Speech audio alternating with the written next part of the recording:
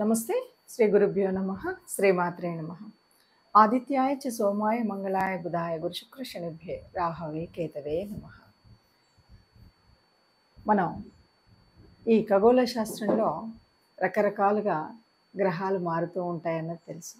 అయితే జ్యోతిష్యానికి వచ్చేసరికి మనందరం కూడా ఎప్పటికప్పుడు మన యొక్క స్థితిగతుల్ని తెలుసుకోవడం, మనం రాశి మార్పుల వల్ల, గ్రహ మార్పుల వల్ల రాసుల్లో జరిగేటువంటి మార్పులు చేర్పులు ఏముంటాయో అది మనం తెలుసుకుంటాం. ఇంతకీ ఈ గ్రహమాలిక యోగం ఎప్పటి నుండి ఎప్పటి వరకు అంటే ఇప్పుడు 2024 ఆగస్టు 27వ తారీఖు నుండి, ఆగస్టు 27 నుండి సెప్టెంబర్ 4 అంటే దాదాపు కేవలం 9 రోజులు మాత్రమే ఈ గ్రహమాలిక యోగం కనబడుతుంది. ఈ 9 రోజులకు అంత ప్రత్యేకత ఉంది అంటే, ఏదైనా మంచి చేయాలంటే మనము ముహూర్తం ఎందుకు చూసుకుంటాం? ఆ మొదటి రోజు వల్ల కదా. ఈ ముహూర్తం సర్వకాలం ఉండదు కదా.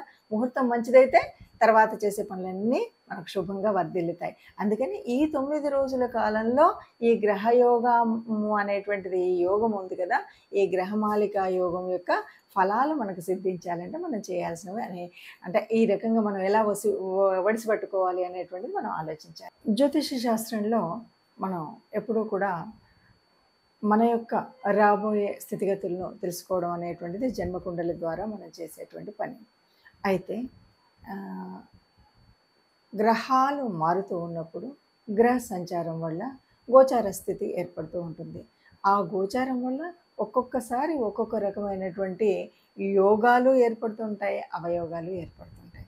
ఈ యోగాలు అనేటువంటివి అందరికీ తెలియవచ్చు, తెలియకపోవచ్చు. కానీ మనకు పరాశర సంహితలో కనబడేటువంటివి ఇలా మార్పులు చెందినప్పుడు అనేక గ్రహాల యొక్క కలయికల వల్ల, వాటి వల్ల దాదాపు 100కు పైచిలుకు యోగాలు అనేవి ఉన్నాయి.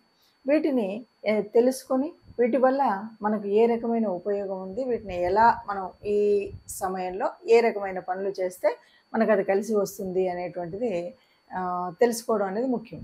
అయితే ఇప్పుడు ప్రస్తుతం గోచారంలో అంటే చాలా తొందరలో ఖగోళంలో ఒక గొప్ప మార్పు అయితే జరగబోతుంది. ఆ మార్పు ఏమిటి అంటే, గ్రహాలన్నీ దాదాపుగా గ్రహాలు ఒక వరుసలో నిలబడుతున్నాయి. ఈ వరుసలో ఉండడం అంటే మనకి ఎలా కనపడుతుందంటే, ఒక పూలన్నీ కలిపి కడితే వచ్చేటువంటి మాలలాగా ఉంటుంది. అందుకని దీన్ని మాలికా యోగము అంటారు. అంటే గ్రహాలన్నీ ఒక మాలలాగా కడితే ఎలా ఉంటాయో అలా ఒక వరుసలో ఉండడాన్ని గ్రహమాలికా యోగం అంటారు. ఈ గ్రహమాలికా యోగం ఎక్కడ నుండి ఎక్కడి వరకు జరుగుతుంది అంటే, ముఖ్యంగా మనకి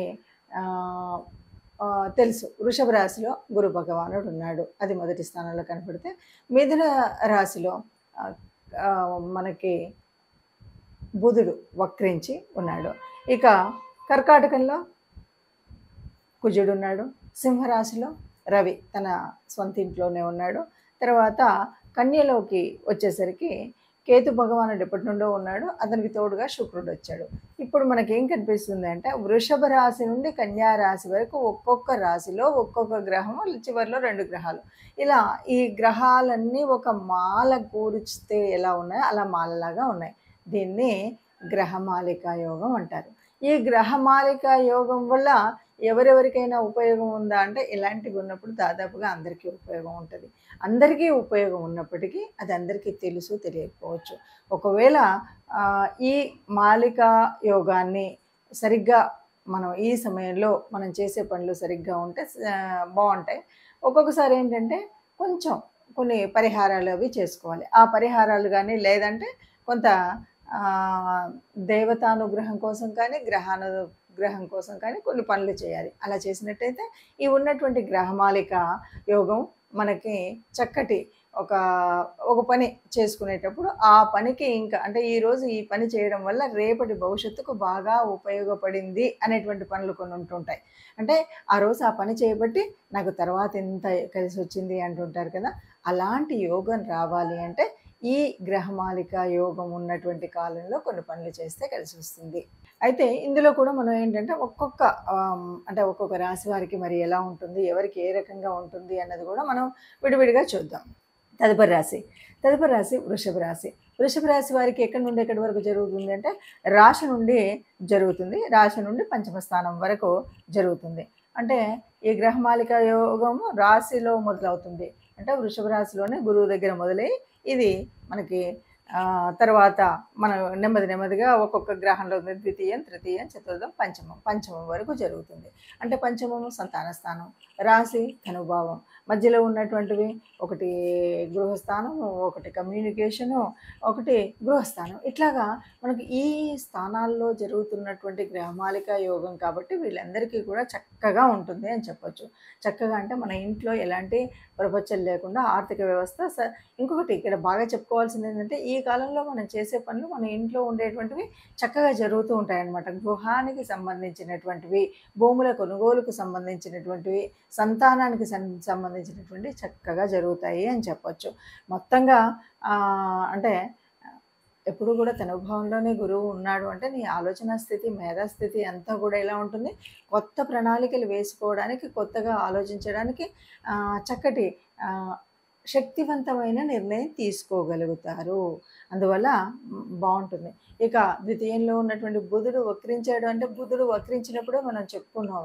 వక్రగతిలో ఉన్న బుధుడు ఏంటంటే ఇంతకుముందు తాను ఇవ్వనప్పుడే ఈ వక్రస్థితిలో వెనక్కి వస్తాడని.